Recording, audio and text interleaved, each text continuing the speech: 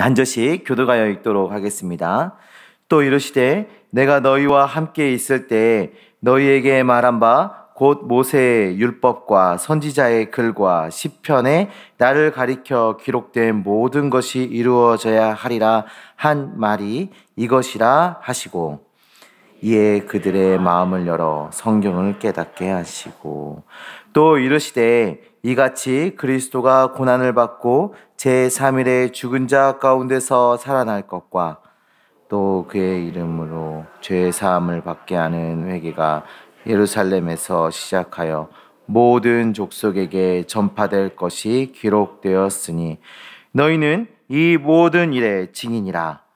볼지어다 내가 내 아버지께서 약속하신 것을 너희에게 보내리니 너희는 위로부터 능력을 입혀질 때까지 이 성에 머물라 하시니라. 아멘. 몇 가지 광고 해드리겠습니다.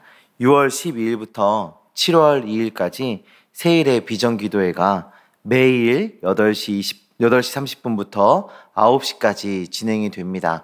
이 본당에서 진행이 됩니다.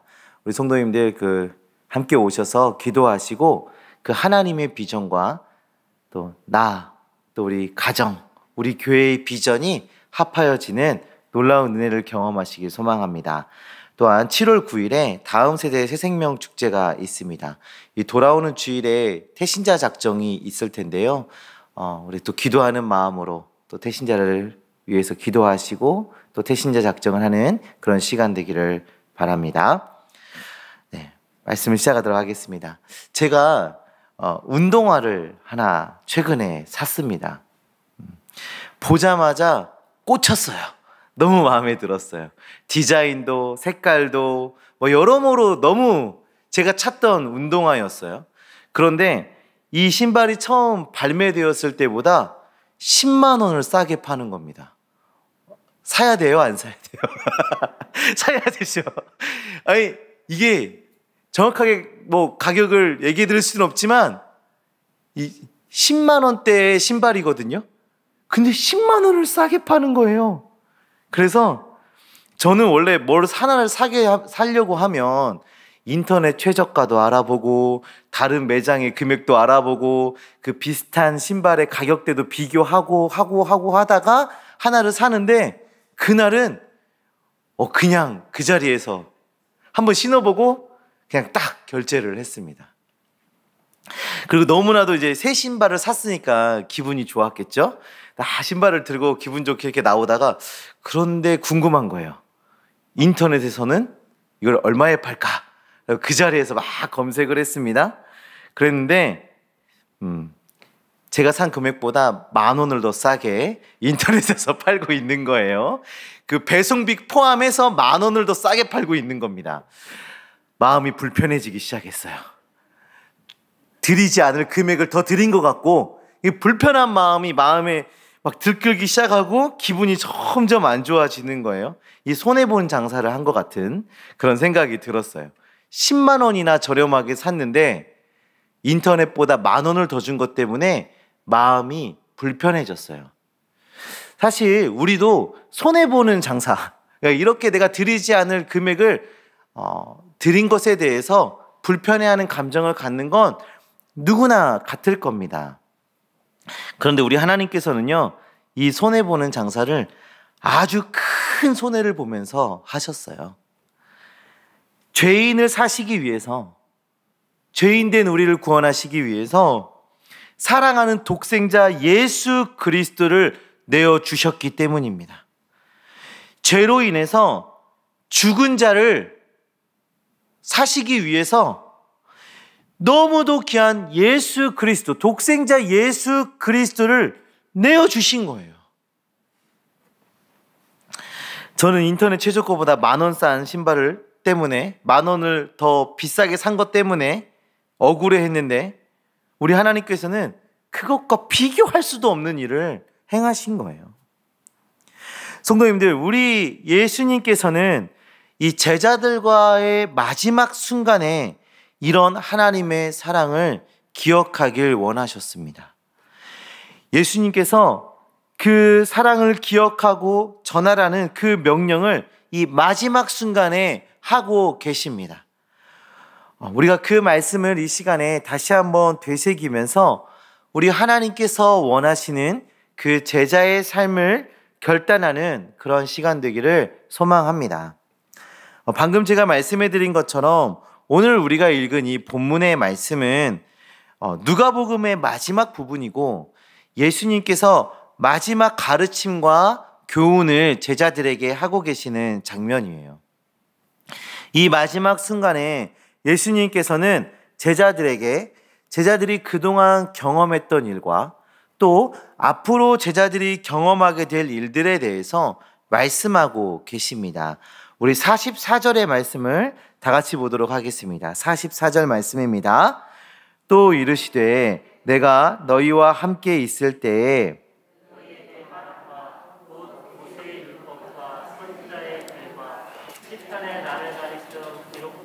모든 것을 이루어져야 하리라 한 말이 이것이라 하시고, 예수님께서 제자들에게 일어난 일과 일어날 일에 대해서 설명해 주시기 위해서, 그것들에 대해서 가르쳐 주시기 위해서 무엇을 가지고 가르치고 계십니까? 모세의 율법과 선지자의 글과 시편의 말씀을 가지고 제자들에게 가르치고 계십니다. 즉 구약 성경에 예언된 그 예수 그리스도에 대해서 말씀되어지고 있는 그 말씀이 실현되어진 것에 대해서 제자들에게 지금 가르쳐주고 계신 것입니다. 예수님께서 어떻게 다시 제자들 앞에 서실 수 있었는지, 십자가와 그 부활의 의미가 무엇인지, 그리고 부활 이후에 예수님의 제자들에게 어떠한 일들이 일어나게 될 것인지에 대해서 지금 구약의 말씀을 가지고 가르치고 계신다라는 것이죠. 이렇게 성경을 통해서 예수 그리스도의 메시아 되심을 알게 하시는 주님의 가르침은 이전에도 많이 나와 있습니다. 우리 바로 앞에 엠마오로 가는 제자들에게 나타나신 예수님에게서도 이러한 모습은 나타나는데요. 27절의 말씀을 보시면 이에 모세와 모든 선지자의 글로 시작하여 모든 성경에 쓴 바 자기에 관한 것을 자세히 설명하시니라. 27절에도 모세의 글과 선지자의 글과 또 이 시편, 구약 성경의 그 말씀들을 가지고 예수 그리스도에 대해서, 그 복음에 대해서 설명하고 계시는 우리 예수님의 모습을 볼 수가 있어요. 사실 이전에도 예수님께서는 제자들에게 구약에 자신에 대한 예언들이 있다는 것에 대해서 가르쳐 오셨습니다. 이것은 우리에게 무엇을 이야기해주고 있는 것입니까? 예수님께서 복음이 되시고 말씀이 되심을 우리에게 이야기하고 계신 거예요. 성도님들, 복음이 무엇인가요? 복음, 예수 그리스도입니다. 예수 그리스도. 예수 그리스도는 복되고 좋은 소식입니다. 누가복음 2장 10절의 말씀을 보시면 예수님의 탄생의 소식을 전하러 온 천사들이 등장하게 되는데요. 우리 한번 누가복음 2장 10절의 말씀을 한번 다 같이 보도록 하겠습니다. 천사가 이르되 무서워하지 말라. 보라, 내가 온 백성에게 미칠 큰 기쁨의 좋은 소식을 너희에게 전하노라. 아멘. 예수님께서 탄생하신다는 그 복된 소식에 대해서 천사들이 어떻게 얘기합니까? 큰 기쁨의 좋은 소식. 큰 기쁨의 좋은 소식. 이 긍정적인 강조에 강조를 더하고 또 강조를 더하여 말씀하고 있습니다. 그러니까 이 천사들이 이 복된 소식을 표현을 하는데, 이 복됨과 이 기쁨과 이 놀라운 이 은혜를 우리의 언어로 어떻게 표현할 수 없을 만큼 크고 기쁘고 복된 소식이다라고 지금 말하고 있는 거예요. 그것이 복음입니다. 복음. 우리의 언어로 그 가치를 다 담아낼 수 없고, 우리의 표현으로 그 가치를 다 표현할 수 없을 만큼 너무나도 크고 너무나도 기쁘고 너무 좋은 소식이 복음인 것입니다. 자, 그럼 그 복음의 내용이 무엇인지 우리 예수님께서 이 세 가지로 이 복음에 대해서 이 세 가지를 말씀해 주고 계시는데요. 46절부터 47절에 그 세 가지가 담겨져 있습니다. 우리 한번 다 같이 한번 보시겠습니다. 또 이르시되 이같이 그리스도가 고난을 받고 제3일에 죽은 자 가운데서 살아날 것과 또 그의 이름으로 죄사함을 받게 하는 회개가 예루살렘에서 시작하여 모든 족속에게 전파될 것이 기록되었으니. 아멘. 첫 번째는 무엇입니까? 고난당하심이에요. 고난당하심. 예수님께서는 하나님의 뜻에 따라서 우리의 죄를 대신하여서 고난을 당하셨습니다. 이 말씀은 이사야서의 말씀에도 나와 있는데요. 이사야서 53장 5절에 이렇게 나와 있습니다. 그가 찔림은 우리의 허물 때문이요 그가 상함은 우리의 죄악 때문이라. 그가 징계를 받음으로 우리는 평화를 누리고 그가 채찍을 맞음으로 우리는 나음을 받았도다. 아멘. 예수님의 고난과 십자가의 죽으심은 우리의 죄를 대신하신 것입니다.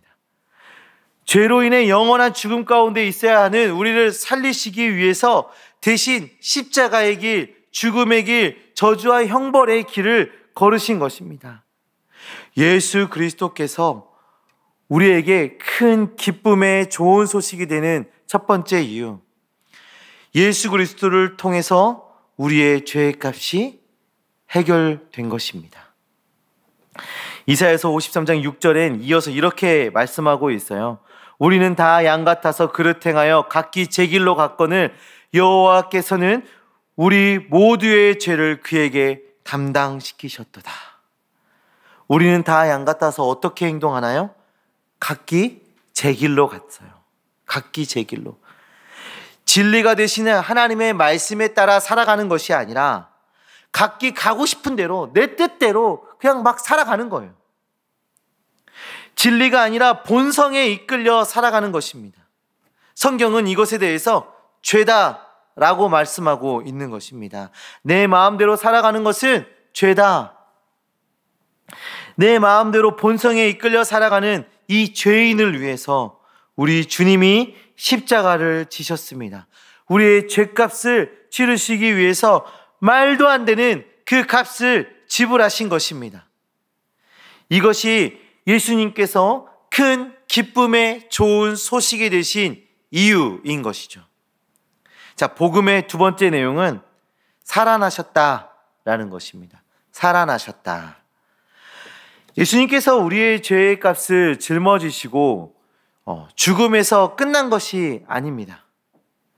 놀라운 역사가 일어났죠. 그것은 바로 부활하심이에요. 다시 살아나심. 예수님께서 부활하심으로 죄와 죽음에서 우리는 승리를 누리게 되었습니다. 죽음에서의 승리는 예수 그리스도를 구주라 고백하는 우리 성도들에게, 우리 믿음으로 고백하는 그 자녀들에게 승리를 누리게 하셨습니다.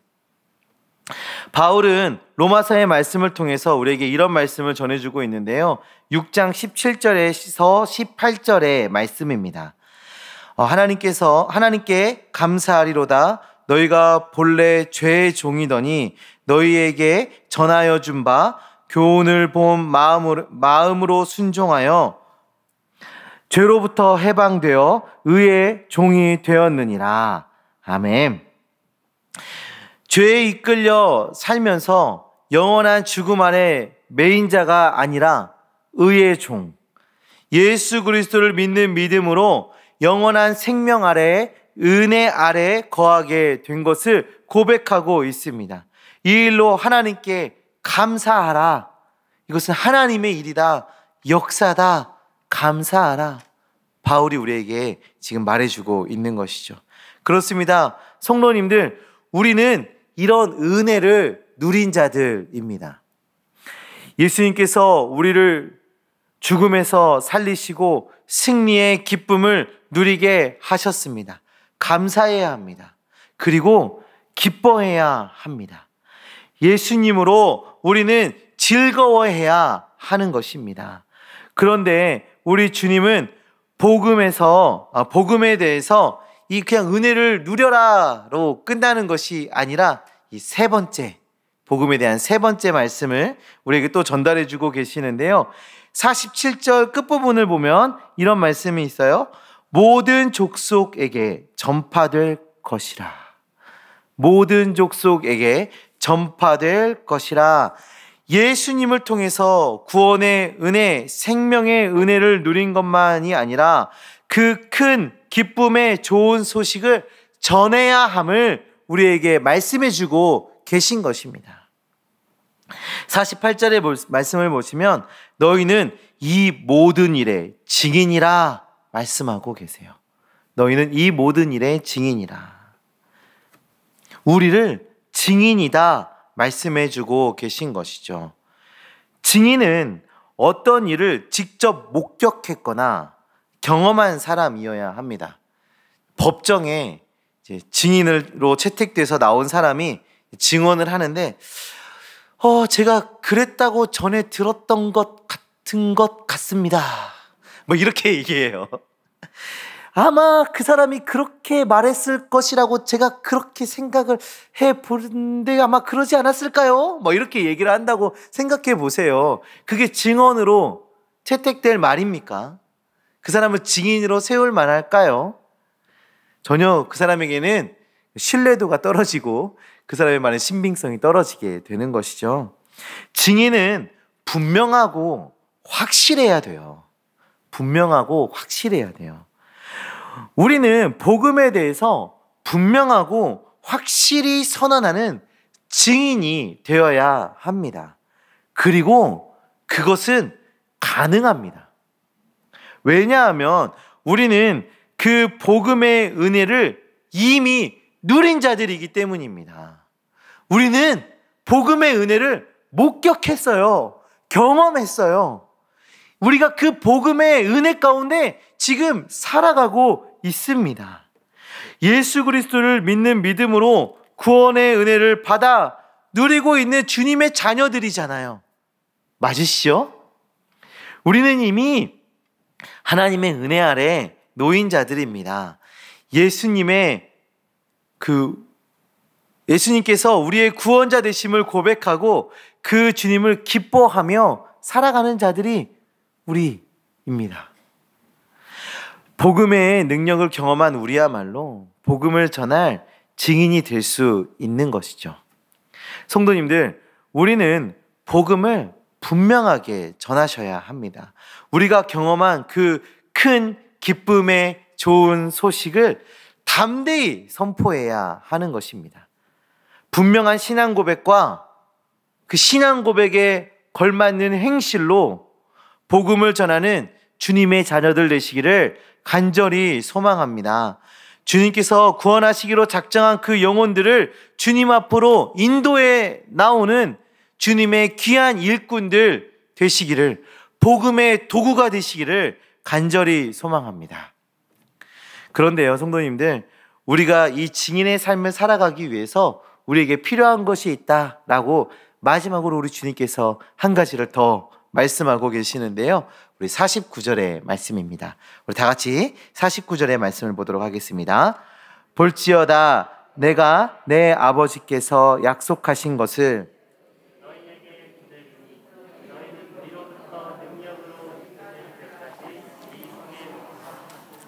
아멘. 우리 예수님께서 보내주시는 것, 위로부터 내려오는 그 능력, 이것은 무엇입니까? 성령입니다. 성령의 능력.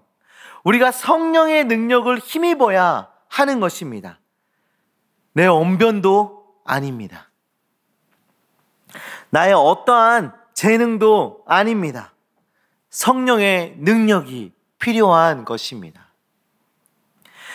45절의 말씀에서도 성경을 깨닫게 하시는 분이 우리 주님임을 이미 이야기하고 계세요. 복음을 이해하고 깨닫는 일은 어떤 이성으로 가능한 것이 아닙니다. 누군가의 뛰어난 언변으로 가능한 것이 아닙니다.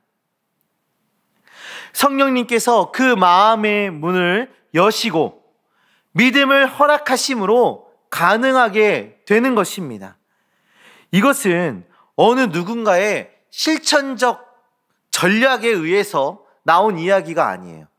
내가 복음을 전해보니까 내가 말을 잘하고 내가 복음에 대해서 잘 공부해서 전달하고 이러니까 복음이 전달되더라.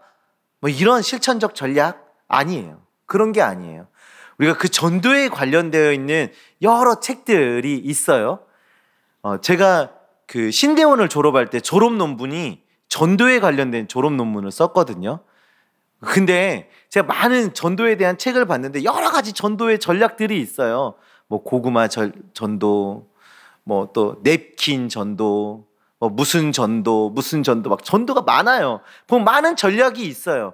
그런데 지금 오늘 이 예수님께서 우리에게 말씀해 주시는 이것은요, 누군가의 실천적 전략에 의해서 우리에게 주어지는 것이 아니라 우리 주님께서 우리를 복음의 증인으로 세우시기 위해서 성령을 입어야 한다라고 직접 가르쳐 주시는 복음 전파의 핵심 원리가 바로 성령의 능력을 힘입어야 한다라고 우리에게 말씀해 주고 계신 거예요. 수많은 전도 전략들이 있어요. 근데 그 수많은 전도 전략 중에서도 한결같이 말하고 있는 것이 바로 이 성령의 능력을 힘입어야 한다예요. 김치를 담궈서 갖다 줬더니 많은 성도들이 우리 교회에 왔다. 고구마를 이렇게 막 구워서 했더니 많이 왔다. 떡볶이를 해서 전도를 했더니 왔다. 그거는요, 하나의 도구일 뿐이고요. 그분들이 동일하게 고백하는 것, 많은 전도자들이 동일하게 고백하는 것, 성령의 능력이 임해야 한다. 그리고 그것은 우리 주님께서 직접 우리에게 말씀해 주시는 전도의 핵심 전략인 것입니다. 성도님들, 우리는 7월 9일에 다음 세대 새생명 축제를 계획하고 있습니다. 그날은 큰 기쁨의 좋은 소식, 그 복음을 전하고 그 결실을 누리는 시간입니다. 새생명 축제는 7월 9일이 아니에요. 새생명 축제는 이미 시작되었습니다. 지금 우리는 새생명 축제를 하고 있는 겁니다. 지금 복음을 전하셔야 돼요. 그리고 그날은 우리가 복음을 전한 그 결과, 그 결실을 보는 날이죠. 지금 우리는 태신자를 마음에 품고 그들에게 복음을 전해야 합니다. 성령의 능력을 힘입어 우리가 기도하며 그들에게 복음을 전해야 돼요. 다음 세대의 새생명 축제라고 하니까 주일학교만의 사역처럼 보일 수 있는데요. 복음을 전하는 것은 이 주일학교만의 일이 아니에요. 복음을 전하는 것은 우리의 사역입니다. 복음을 전하는 것은 나의 사명입니다. 우리 성도님들의 사역, 성도님들의 사명이십니다. 성도님들, 다음 세대 새생명 축제를 위해서 기도 많이 하고 계시죠? 안 하고 계시나요? 기도 많이 해주시길 바랍니다. 기도 많이 하시죠? 그렇죠? 그렇게 믿고 싶습니다. 네, 어떻게 기도하고 계시나요? 주님, 우리 주일학교가 복음을 잘 전하고 우리 주일학교가 부흥하고 성장하게 해주세요. 이렇게 기도하고 계시나요? 그 기도의 내용이 조금 더 나에게 실천적으로 고백되어지길 원합니다. 하나님, 성령의 능력을 저에게 주셔서 저로 태신자를 보게 하시고 분명하고 확실하게 복음을 전하게 하소서. 제가 복음의 도구로, 구원의 도구로 쓰임받게 하소서. 저를 통하여 복음이 흘러가게 하소서. 이렇게 기도하시기를 소망합니다. 우리가 성령의 능력을 구하며 기도하며 나아갈 때 하나님께서 우리로 구원하시기로 작정한 그 영혼들을 발견케 하실 겁니다. 그리고 그들을 초청할 때 그들의 마음의 문을 우리 성령님께서 열어주실 것입니다. 성도님들, 전도 어려우시죠? 맞습니다. 어렵습니다. 왜 어려운 줄 아세요? 우리 일이 아니기 때문이에요. 하나님의 것이기 때문입니다. 그런데 우리의 생각과 우리의 전략과 우리의 언변으로 전도를 하려 하면 어렵습니다. 하나님, 일하여 주시옵소서. 하나님께 내어 맡기며 나아가시기를 소망합니다. 그럴 때 역사가 일어날 것입니다. 성도님들, 우리 주님께서 우리를 복음의 증인으로 부르셨습니다. 그리고 복음의 증인으로 확실하고 분명하게 복음을 전하기 위해서 우리에게 성령을 구하라 말씀하셨습니다. 우리 이 시간에 함께 기도하셨으면 좋겠는데요. 하나님, 우리를 복음 전도자로 세워 주시옵소서. 복음의 도구로 우리를 사용하여 주시옵소서 기도하시길 바랍니다. 그리고 우리가 복음을 분명하게, 확실하게, 능력 있게 전할 수 있도록 성령님, 우리를 도와주시옵소서, 역사하여 주시옵소서 기도하시길 바랍니다. 다음 세대 새생명 축제를 통해서 믿음의 세대, 부흥의 세대가 일어나는 놀라운 역사를 우리가 목격할 수 있도록 주님 은혜 더하여 주시옵소서라고 이 시간에 우리 함께 주여 한번 외치고 기도하시겠습니다.